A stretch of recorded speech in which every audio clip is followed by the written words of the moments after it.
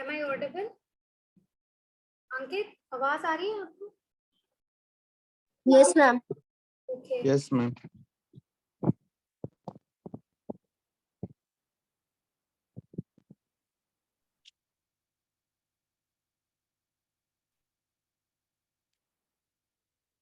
अंकित, क्यों late join करती है आपकी क्लास इतना ज्यादा? है अंकित? Yes, ma'am. क्यों पता लेट नहीं करती मैम, है?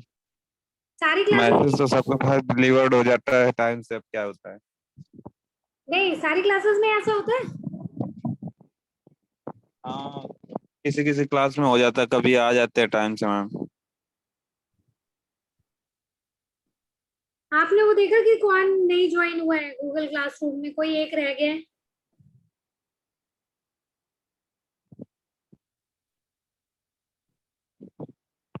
अभी मैम मैंने नहीं देखा है, अभी देख लेंगे मैम।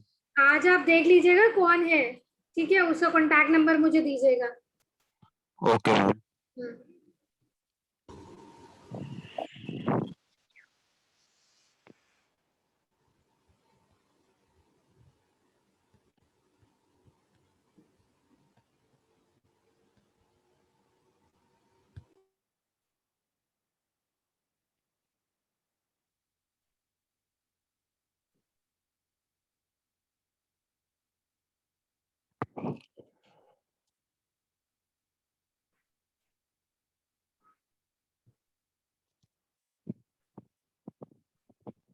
आप लोग से प्रोजेक्ट के नेम कॉल करे गए हैं क्या?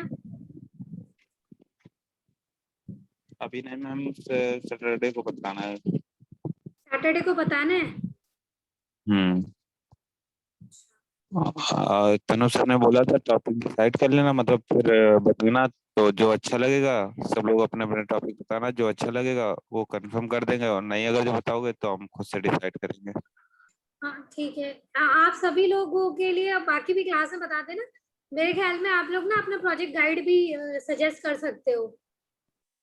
तो अगर किसी पर्टिकुलर फैकल्टी के अंदर प्रोजेक्ट करना हो किसी को भी, तो अपने टॉपिक के साथ नेम भी सजेस्ट कर देना। Okay ma'am. हाँ, ताकि वही टीचर असाइन हो जाएगा, वरना फिर जो है जब टॉपिक्स आ जाएंगे तो फिर रेलेवेंट मतलब जो भी लोग होंगे वो असाइन कर दिए जाएंगे। अदरवाइज अगर सारे बाकी सबको भी मैं बता रही हूँ, अगर किसी का कोई पर्टिकुलर टॉपिक है और किसी के एरिया से मैच करता है तो आप लोग फैकल्टी का नेम भी दे सकते हो, ठीक है? Okay ma'am. चलिए 8 लोग हो गए हैं, स्टार्ट कर देते हैं। तो मैम अभी जैसे प्रोजेक्ट गाइड है तो तनुष सर है और रविंदर सर है। तनु सर है और रविंदर सर है। हाँ, वो लोग तो प्रोजेक्ट इंचार्ज है ना। अभी ना सारे फैकल्टी को दे दिए जाएंगे जब प्रोजेक्ट के ग्रुप बन जाएंगे ना आप लोगों के। हाँ। तो हर फैकल्टी के अंदर में कुछ कुछ प्रोजेक्ट ग्रुप्स दे दिए जाएंगे, एक चार्ट बन जाएगा, उसमें हर किसी के पास एक एक प्रोजेक्ट चला जाएगा। तो अगर बेटर है कि अच्छा। मतलब वो लोग असाइन करें उससे पहले कि आप लोगों को अगर सेलेक्ट करना है, तो मैं इसलिए आपको सजेस्ट कर रही हूँ। बाकी सबको भी सजेस्ट कर रही हूँ कि अगर आपको लोगों को लगता है कि किसी का एरिया हमसे मैच करता है या हमें वो एज अ गाइड लेना है, तो आप ले लीजिएगा। आप लोग अपना नेम भी ओके सजेस्ट कर देना, मतलब फैकल्टी का कि अंडर द सुपरविजन ऑफ। तो अगर वो लोग चाहेंगे तो वही गाइड असाइन कर देंगे ग्रुप में। ग्रुप्स तो बना लिए होंगे ना आप लोगों ने? अभी नहीं बने हैं मैम, अब ग्रुप पहले भी नहीं प्रोजेक्ट बनाए? डिसाइड हो फिर ग्रुप बने। आप लोग आपस में बात तो कर रहे हैं ना, वो भी नहीं कर रहे हैं? मैम 2-4 लोग और अनम्यूट करो अपने आप को। क्यों प्रज्ञा, बात हो रही है मैम आपस अभी में? Yes, ma'am. बात हो रही है आप लोगों की आपस कोई मैम में? कुछ पूछता। No, ma'am. Actually, ma'am group में कोई डिस्कशन नहीं हुआ है अभी इस चीज को लेकर के। अच्छा, तो मैं इसीलिए आप लोगों को सजेस्ट कर रही हूँ कि जैसे आप लोगों ने ग्रुप्स बनाए होंगे, तो ग्रुप्स नहीं बनाए तो ग्रुप्स बना लीजिए, ठीक है? जितने भी बोले गए हैं, 2 लोगों के 3 लोगों, क्योंकि आपकी क्लास में नंबर ऑफ स्टूडेंट्स भी कम ही है, तो मेरे ख्याल 15 में है। 2-2 लोगों के शायद ग्रुप बने या 3 के बने, जैसे भी बनेंगे। और अपने टॉपिक डिसाइड कर लीजिए, वरना अदरवाइज वहां से असाइन हो जाएगा तो फिर आप लोगों को दिक्कत होगी बनाने में ना। Yes ma'am. तो इट्स बेटर कि आप लोग प्री हैंड पे अपने आप खुद डिसाइड करें, मतलब अपने ग्रुप पार्टनर चूज करें कौन सी फैकल्टी के अंदर आपको करना है, किसी भी फैकल्टी, इतने सारे लोग हैं डिपार्टमेंट में, जो भी आपको लगे कि सुटेबल हमें गाइडेंस मिल सकती है उसको चूज करें, अपना टॉपिक चूज करें और ये सब चीजें सबमिट कर दें। अदरवाइज फिर वहां से असाइन होगी तो आप लोगों को ही प्रॉब्लम होगी, इसलिए मैं आपको बता रही हूँ। आज ही एक्सरसाइज कर लीजिएगा आप सब। Okay ma'am. ठीक है, एनीवेज चलिए ये कर लेते हैं, है ना। आपका लास्ट टॉपिक मतलब सेकंड यूनिट का टॉपिक हम लोग डिस्कस कर रहे थे, in which we are discussing about data warehouse environment. Okay, so we have covered what is operational database, what is data warehouse, and what is metadata. So we have covered with two things. Now we'll see the next part of this database environment, that is application tools. ठीक है, we can say application tool or the access tools. ठीक है, तो अगर इस picture में देखेंगे तो इसका पॉइंट नंबर 5 है। ठीक है, और इस पॉइंट के अंदर देखिए there are various tools included into this application and tools. And what are these different tools? Data mining tools, OLAP tool, query tool, EIS tools. So we'll discuss all these tools. Okay, so the purpose of access tool is to provide the business user a decision making, because what happened, end user will need only the reported information. Reported information means a summarized one. ठीक है, he is not linking with कि database जो administrator है वो कैसे work कर रहा है, he is not concerned with that, he is only concerned with the final result. ठीक है, अब जैसे आप ATM में निकालने जाते हैं तो we need only the cash, हम अपने इनपुट्स देते हैं और हमें कैश मिल जाता है, उसके पीछे क्या प्रोग्राम एग्जीक्यूट हो रहा है, we are not concerned with that. तो we are the end user of the bank. ठीक है, तो बैंक एम्प्लॉयज जो हैं वो अपना वेयर हाउस मेंटेन करते हैं, कोई भी क्वेरीज, मतलब क्वेरी हुई ना, जैसे हमने एटीएम से पैसे विड्रॉ किए तो हमारा एक ट्रांजैक्शन हुआ और वो ट्रांजैक्शन कहाँ रिफ्लेक्ट होना चाहिए, उनके मेन डेटाबेस में रिफ्लेक्ट होना चाहिए। तो we are the end user and we are only concern with the results. ठीक है, तो ऐसे ही आपके जो वेयर हाउसेज हैं उसमें आपके बिजनेस यूजर्स जो हैं उनको डिसीजन मेकिंग प्रोवाइड करने के लिए एक्सेस टूल हेल्प करते हैं। तो we have different kind of access tools. The first one is data query and reporting tool, then application development tool, executive information system tool, OLAP tool, and data mining tool. So we'll discuss all these tools one by one and what is there in these tools. So first one is the query and reporting tool. So query and reporting tool will generate the query and the reports. Okay, generate the query means actually whatever you need, it's a kind of query. Suppose I am selecting a particular column, there will be a condition, on the basis of that condition I am selecting. Suppose I want all the customer names whose name is started with letter A, so this is a kind of query. ठीक है, or I want to extract the customers who are residing in a particular region, so this is the query. And report is something, a summarized version. Summarized versions means like particular area, in a particular area what type of product is mostly purchased, so this is a kind of a report. ठीक है, जब भी हमारे सारी चीजें हो जाती हैं तो फाइनली हम उनको क्या करते हैं, रिपोर्ट डॉक्यूमेंटेड करते हैं। ठीक है, वो जो रिपोर्ट होती है वो हमारी बेसिकली फुलफिल होती है with the help of query and reporting tools की वजह से। अब हमारे जो क्वेरी एंड रिपोर्टिंग टूल्स है, सबसे फर्स्ट वन है production reporting tool. Production reporting tool is to generate the regular operations report. Regular operations means day-to-day operations जो हो रहे हैं उनकी रिपोर्ट को हमारा production reporting tools generate करता है। जैसे if we are talking about all the time, manufacturing unit is a good example for that. Suppose a product is manufactured 24/7, a manufacturing unit is running. Okay, so what are the daily operations? What are the raw materials used for that?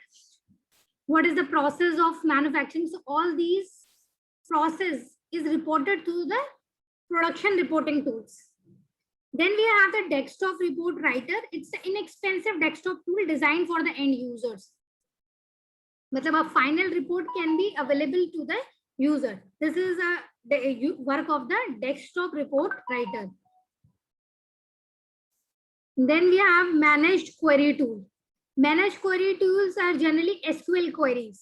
ठीक है, it is uses the metal layer software between the user and the database which offers point and click creation of SQL statement. Point and click creation means in each and every program what you do, you take some certain commands. अगर आपने Visual Basic किया होगा या same ATM का example ले लें, जैसे हम विड्रॉ पर क्लिक करते हैं तो certain query will generated at the back end. हमारे सामने क्या रहता है, we have only certain options. तो वो जो ऑप्शंस होते हैं वो होते हैं हमारे managed query tools, in which certain commands are in front of you. When you click on a particular command, a query will generate. Now, according to the generation of the query, the action will be performed. If you click on the withdrawal button, it will not give you the balance information. To check the balance, you have to go for the check balance button. Okay. So for every information, there is a certain command, and on the basis of that command, a particular information will be, particular SQL query will be generated. Okay. So how will use? We'll use for segment identification, demographic analysis, territory management, and preparation of customer mailing lists, etc. So all these things can be generated. There are many more examples of this also. तो जो आपकी query या कोई भी एक query आपकी metal या software जो एक पर्टिकुलर query जनरेट करें, मतलब स्पेसिफिक डिजायर्ड query जो उस पर्टिकुलर कमांड के लिए लिखी गई है, तो वो हमारी मैनेज्ड क्वेरी टूल्स के लिए यूज होती है. दूसरा application development tool. It's a graphical data access environment which integrate OLAP tools with data warehouse and can be used to access all DB systems. It's a graphical data access. Application development is always a graphical interface. जहां पर आपके पास एक graphical interface होगा जिसकी help से आप database से connect होंगे. और OLAP टूल से इंटीग्रेशन का मीन्स ये है कि OLAP tools are the multi dimensional. अभी हम नेक्स्ट पढ़ेंगे तब देखेंगे. OLAP टूल्स और always works with the multi dimensional data. ठीक है, तो मल्टी डायमेंशनल डेटा से भी इंटरैक्ट करता है ये, और हमारा एक ग्राफिकल इंटरफेस होगा. जैसे मैनेज क्वेरी में क्या है कि we have a certain commands to generate the query. यहाँ पे हमारे पास क्या है, पूरा एक ग्राफिकल इंटरफेस है. जैसे हम अपने मोबाइल पे एक इंटरफेस देखते हैं, टच बटन से ही हमारा क्या हो जाता है, सारी इंफॉर्मेशन एक्सेस हो जाती है. सिमिलरली क्या है, हमारे पास एक ग्राफिकल इंटरफेस होगा एंड यूजर्स के लिए, और वो सारे डेटाबेस को एक साथ एक्सेस कर सकते होंगे. The next one is OLAP tool. OLAP tool are used to analyze the data in a multi-dimensional and complex views. Multi-dimensional का means ये है कि as I told कि database from different operational database are stored at different places. So the table structure can be different, the data stored can be different, the name of attribute can be different. So there is kind of possibility of multi-dimensional attribute. Okay. So for the multi-dimensional, we have the two kind of databases. The first one is MDDB and MRDB. MDDB is multi-dimensional database and MRDB is multi-relational databases. What is the difference between these two? The difference between these two is that in the relational database, we have a connections. There are kind of joins. Okay, one attribute can be dependent upon another one. These are the relational databases. And multi-dimensional databases means we can access all those in all together. मतलब कहीं पे table के structures फर्क होंगे, but they can be collaborated and they can be accessed with the help of OLAP tool. This is online analytical access tool. No? The next one is data mining tool. They are used to discover the knowledge from the data warehouse. Also, it can be used for data visualization and correction purpose. When we have studied the KDD process, then we have also discussed what is data mining tools. They are basically used to extract the hidden patterns. In the unit number 3, we will discuss what are the different data mining tools. Up till now, you'll know the data mining tools are basically used to discover the knowledge from the data. And they are sometimes used for data visualization also. Data visualization means if we are talking about the clustering, so you can see there are various clusters. If we talk about the classification, then we can have different classes. So sometimes visualization purpose and sometimes knowledge extraction purpose. So these are not exact SQL queries. but some knowledge is hidden and that can be extracted with the help of data mining tool. So these are all about your access tools. So we have 4 kind of access tool: query and reporting, access tool, managed query access tool, applications tools, OLAP tools, and your data mining tools. So look into the picture again. So next one we have the data marts. You can see there are 2 different small boxes. The big box is your data warehouse DBMS, and then we have 2 small boxes, MRDB and MDDB. These are the data marts. So what is the purpose of data marts? Suppose you need some data and the data warehouse is managed by another organization and you don't have a total amount to purchase the complete data warehouse. So what do you need? You need a part of data warehouse which is useful to you. So you can purchase only that part of the warehouse. So the organization which is maintaining the warehouse will give you some part of the information. Okay. And that part of information is also a small part of database. And that database is called your data marts. It is a small partition of your data warehouse. Suppose मेरी need different है, आपकी need different है, पर हमें same ware house से ही data को collect करना है. मतलब सेम वेयर हाउस हमारे लिए दोनों के लिए इम्पोर्टेंट है, पर हमारी एज जो यूजर रिक्वायरमेंट है वो डिफरेंट है.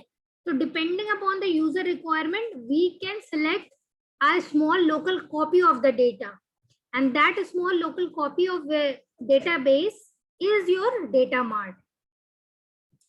So let's see what are the data marts. Data marts, departmental subset that focus on selected subject. They are independent, used by dedicated user group. As I told, depending upon the requirement of user, it is dedicated to particular user. They are used for rapid delivery of enhanced decision support functionality to the end user. Rapid access delivery enhanced means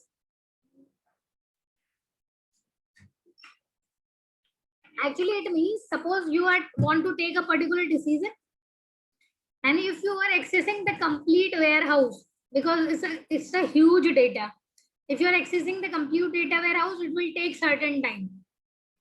But if your decision is only based upon 3 or 4 attributes, so you just need to go through only this part of the data.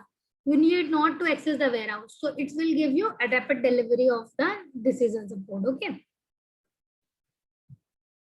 What are the data was used the following situation, and what are the situation? Extremely urgent user requirement. The absence of the budget for a full-scale data warehouse study, that I told, if you don't have a budget to purchase the whole database, then you can purchase the data warehouse. The decentralization of the business need. Decentralization means a business can be dependent upon so many things. So if you want to take a decision on the certain different modules, you can take a data mart depending upon that module. The attraction of easy to use tools and mind-sized project. Yes. Decentralization एक बार दोबारा बता दीजिए. You are not audible to me. कौन है? थोड़ा जोर से बोलिएगा. मैम मनसुज. हाँ बताइए वंशित. मैम डिसेंट्रलाइजेशन एक बार फिर बता दीजिए. डिसेंट्रलाइजेशन मीन्स कि आपके जो बिजनेस नीड्स है वो हमेशा कभी भी ऐसा नहीं होता कि कोई भी बिजनेस जो है वो सिर्फ एक ही रिक्वायरमेंट पे बेस्ड हो. एक ही रिक्वायरमेंट मतलब कि हमेशा बिजनेस में सिर्फ आप सेल्स ही प्रेडिक्ट नहीं करते कि हमारी सेल कैसे रहने वाली है आगे आने वाले टाइम में. हम कई बार और भी चीजें प्रेडिक्ट करते हैं. लाइक अगर कोई हमारी कंपनी है जो ये देखती है कि रॉ मटेरियल हमें कहाँ सस्ता मिल रहा है, हम अपना नेक्स्ट प्लांट कहाँ पर, मतलब एरिया कौन से एरिया में फोकस कर सकते हैं, हमारे पास लेबर कहाँ से चीप मिल सकती है. तो मतलब डेमोग्राफिक जो है वो भी एक इम्पॉर्टेंट पार्ट है बिजनेस का. तो एक बिजनेस जो है वो हमेशा सेल्स का प्रेडिक्शन, जैसे हमें लगता है कि बिजनेस में क्या चीज इंपॉर्टेंट है कि इस प्रोडक्ट की सेल कितनी है और कहाँ पर है, यही एक चीज इंपॉर्टेंट नहीं है. जो डिसीजन मेकर्स होते हैं, जो हमारे एडवाइजरी बोर्ड होती है, वो यूजुअली वो सारे डिसीजन देखते हैं कि लेबर कॉस्ट कहाँ पर है, रॉ मटेरियल कहाँ पर सस्ता मिल रहा है.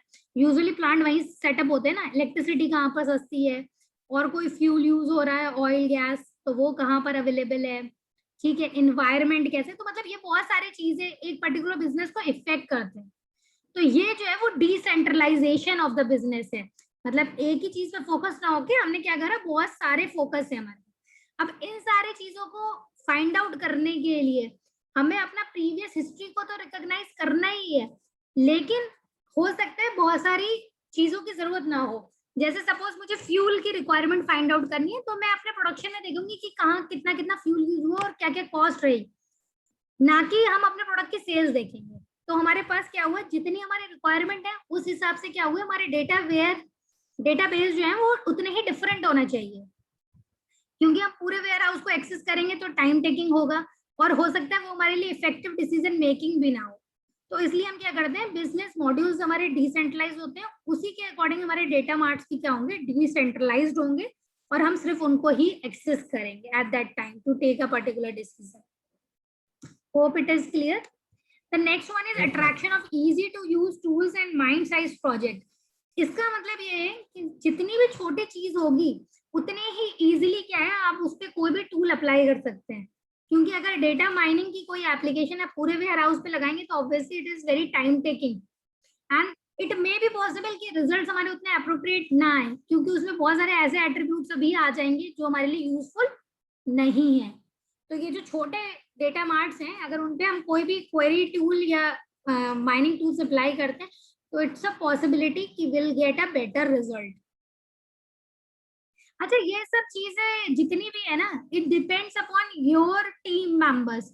मतलब अगर आपका डेटाबेस एडमिनिस्ट्रेटर है तो कहीं पर डेटा मार्ट्स के स्ट्रक्चर्स फर्क हो सकते हैं, कहीं पर फर्क हो सकते हैं। मतलब it's always depend upon the creativity and your personal intelligence कि आप उसमें किस चीज को देख रहे हैं।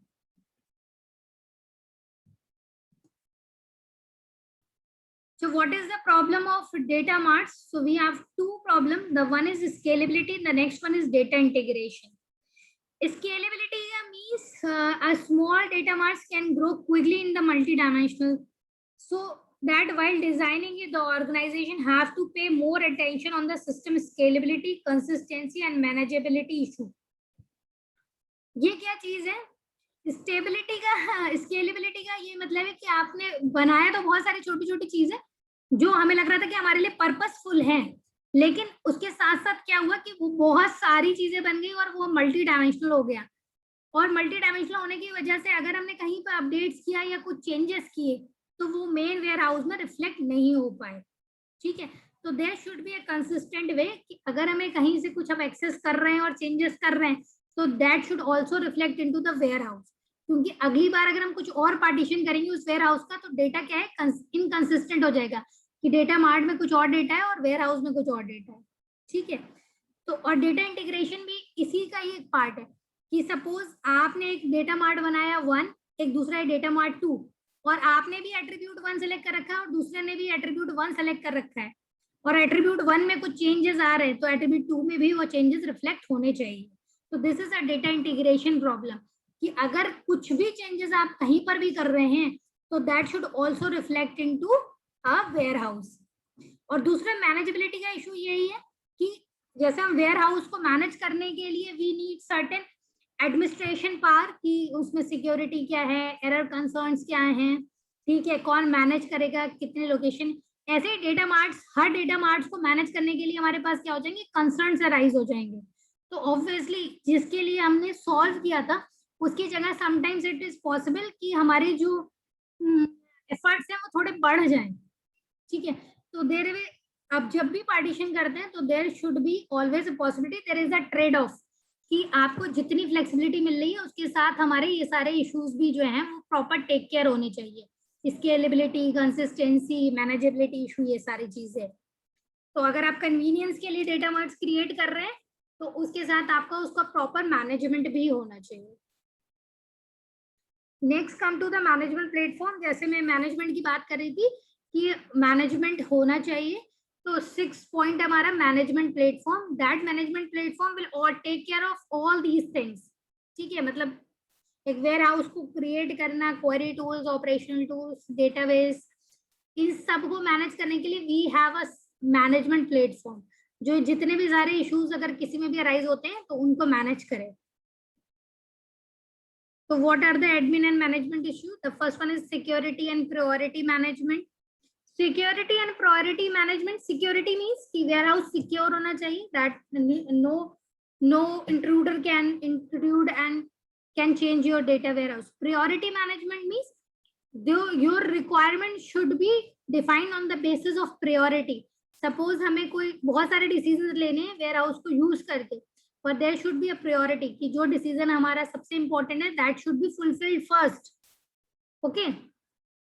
Then we have the monitoring updates from multiple sources. Monitoring updates because ये बहुत सारे ऑपरेशनल डेटाबेस से हम डेटा ले रहे हैं, तो हमें जहाँ पे भी अपडेट्स हो रहे हैं अगर मल्टीपल सोर्सेज में तो उनको भी टेक केयर करना चाहिए। Data quality checks means erroneous data तो नहीं है, मिसलीडिंग तो नहीं है, ऐसा तो नहीं है, अवेलेबल नहीं है, मतलब all these things. Managing and updating Meta data, because अगर कोई चीज चेंज होती है तो हम मेटा डेटा में भी चेंज करेंगे। मेटा डेटा का एग्जाम्पल मैंने आपको दिया था कि जैसे बुक का index of the book is a meta data. और अगर आप किसी लाइब्रेरी में गए हो तो in the library we have the catalogues. अगर कोई बहुत, अभी हमारे आईआईटी में तो नहीं है इतनी बड़ी लाइब्रेरीज, पर अगर किसी ने विजिट करी हो बड़ी libraries and if you want to search for a book तो there is a catalogue in there. अब तो ऑटोमेट हो गए तो catalogues are available in computer system. So in the catalogs, you go and search for the book, and that catalog will tell you the shelf number and the book number. ठीक है, from left and from to right. So these are kind of metadata, which are not actual data. They are just telling you about the data. Auditing, reporting, data warehouse using and status. Then purging data. Purging means purging is not a deleting. ठीक है, purge पहले ही देख ले। auditing, reporting, data warehouse user and status. इसका means ये है कि अब जितनी भी रिपोर्ट्स जनरेट कर रहे हैं उनको स्टोरेज रखना, क्या यूजर्स है वेयरहाउस का उसको टेक केयर करना। What is purging data? Purging means a deletion of the data but you retain the copy. ठीक है, रिटेन द कॉपी मतलब अगर आप ऐसे सोचें कि रिसाइकिल बिन में चला जाता है ना, हम डिलीट करते हैं but you can restore it from the same thing. This is the purging data कि आपको जो एट्रीब्यूट्स नीडेड नहीं है आपने वेयरहाउस बनाते समय उन्हें हटा दिया है, पर you are containing a copy of that कि अगर नीडेड होगी तो हम उसे भी इंक्लूड कर देंगे। You are not completely deleting it, you are just purging the data. Then we have the replicating, subsetting and distributing data. अगर कहीं पर रिप्लिकेशन हुआ है, कहीं पे पार्ट बनाया है, कहीं पे डिस्ट्रीब्यूशन हुआ है तो उसकी भी कॉपी रिटेन करना। Backup and recovery is very important part for your decision making, your admin, because if your warehouse is not backup and not able to recover, then there is a huge amount of loss of money. Okay, because the creation of data warehouse itself is a very expensive task, so we should have to take a backup and the recovery process. Then the last one is the data warehouse storage management, which include capacity planning, hierarchical storage management, and the purging of aged data, etc. So ये जितने भी आपके planning, hierarchical storage, ये purging of the data, ये सब भी आपके important हैं. So the last one is the 7th point, that is the information delivery system. Information delivery system is basically used for end user. It is used to enable the process of subscribing for the data warehouse information. And the next one is delivery to one or more destination according to the specified scheduling algorithm. So information delivery system is basically your for the end user कि अगर आपके end user कहीं पर है तो वहां पर information, कई बार टाइमली इंफॉर्मेशन चाहिए होती है, मतलब हर 1 घंटे के बाद हमें इंफॉर्मेशन चाहिए कि क्या इंफॉर्मेशन हमें नीडेड है, अब क्या कई बार हमें 1 मंथ के बाद चाहिए होता है। तो there is a scheduling algorithm जिसके अकॉर्डिंग हमारी इंफॉर्मेशन जो है डिफरेंट डेस्टिनेशंस पे डिलीवर होती है। ठीक है, और it's also subscribing the data warehouse information कि किस किस ने हमारा वेयर हाउस, मतलब लाइक क्या है कि कई बार there are only certain companies who are storing the warehouse and they will provide the end user supports. एक ही वेयर हाउस कई सारे बिजनेस इंफॉर्मेशन के लिए नीडेड हो सकता है। ठीक है, कई बार लोग क्या करते हैं अपने सोशल इम्पैक्ट चेक करते हैं सोशल इम्पैक्ट चेक करते हैं, जैसे सपोज आपने देखा होगा बहुत सारे एड्स आते रहते हैं आपके पास, ठीक है, तो वो क्या करते हैं, they are purchasing your personal information and give you the certain ad depending upon your interest, so they are not storing that warehouse, somebody else will store your data and it will, and he will take he will provide the money to other organization to throw the ads to you. So there are so many things which are currently going on the business, and there are so much personalization. If you just see a particular interest or particular ad in a particular, if you search for a website in your mobile phone, next time the same ad and same advertisement will come into your mail. So they are doing all kind of personalization and storing all the information. ये जो मैंने आपको slides बताई है ना, इसमें there is very minimum content. मैं आपको ना बुक के आपको ना सॉफ्ट कॉपी भी प्रोवाइड कर दूंगी. ये वाला टॉपिक मैंने लिया है एलेक्स बर्सन बुक से, स्टीफन जे स्मिथ बुक है ये, मैग्रा हिल पब्लिकेशन से. तो उस बुक का ये टॉपिक था आपके उसमें चैप्टर में. So that's all with today's lecture. If you have any query, you can ask.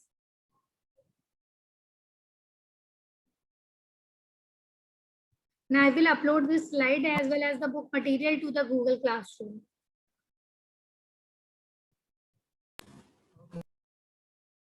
Is there any problem? If no, project के बारे में गाइड कर दीजिए. क्या चीज? प्रोजेक्ट के बारे में गाइड कर दीजिए, थोड़ा आप एडवाइस कर दीजिए. प्रोजेक्ट के बारे में तो बेटा मैंने बता दिया आप लोगों को, जैसे उसमें कुछ करना नहीं है. प्रोजेक्ट में आप लोगों से नेम कॉल करे ही होंगे. आज आप लोग अपने ग्रुप्स बना लीजिए. There are only 16 people in your class, so make a group of 2 or 3 तो whom you have a good coordination, और उसके बाद आप अपना डिसाइड कर लीजिए कि आपको क्या प्रोजेक्ट करना है. अगर कोई एक पर्टिकुलर लैंग्वेज में आप लोग कोई आती है आप लोगों को तो अच्छी बात है, वरना हो सकता है कि वो आपको प्रोजेक्ट इंचार्ज बताएं कि कौन सी लैंग्वेज में आपको करना है. ये बताया है क्या तरुण सर ने कि कौन सी लैंग्वेज यूज करनी है? नहीं, अभी नहीं बताया. ये नहीं बताया है तो आप लोग खुद भी सिलेक्ट कर सकते हैं फिर कि हम इसमें कोड करेंगे अपना प्रोजेक्ट. मैं इसलिए आप लोग को सजेस्ट कर रही हूँ क्योंकि बाद में क्या होता है कि जब प्रोजेक्ट हमें असाइन हो जाते हैं ना, पिछली बार क्या हुआ था कि एक ही प्रोजेक्ट के कुछ मॉड्यूल्स बनाने थे सबको, आपका जो सीनियर बैच था, तो उसमें मुझे लगता है कि काफी दिक्कत आई थी कोऑर्डिनेशन में लोगों को, क्योंकि एक बाकी तो मेन डिसीजन तो जो भी आपके प्रोजेक्ट इंचार्ज होंगे वही लेंगे, पर अपनी तरफ से जो बेस्ट पॉसिबल है वो कर सकते हैं कि ग्रुप मेकिंग कर दें. अगर टॉपिक थीम सबमिट करना है तो थीम सबमिट कर दें. लैंग्वेज अगर आपको नोन है कि हम इसमें कोड करेंगे तो वो बता दें, और किसके अंडर में आप लोग करना चाहते हैं वो भी बता दें. अगर ये सब चीजें आप फ्री हैंड पे कर लेंगे और ऐसे ही आपके लिए वो मतलब आपके लिए वो मतलब मान लेते हैं आपकी बात, तो आपके लिए थोड़ा सा अच्छा हो जाएगा. अदरवाइज प्रोजेक्ट तो देखो करना ही है और जैसे प्रोजेक्ट इंचार्ज आपको बताएंगे वैसे करना होगा. ओके. ओके.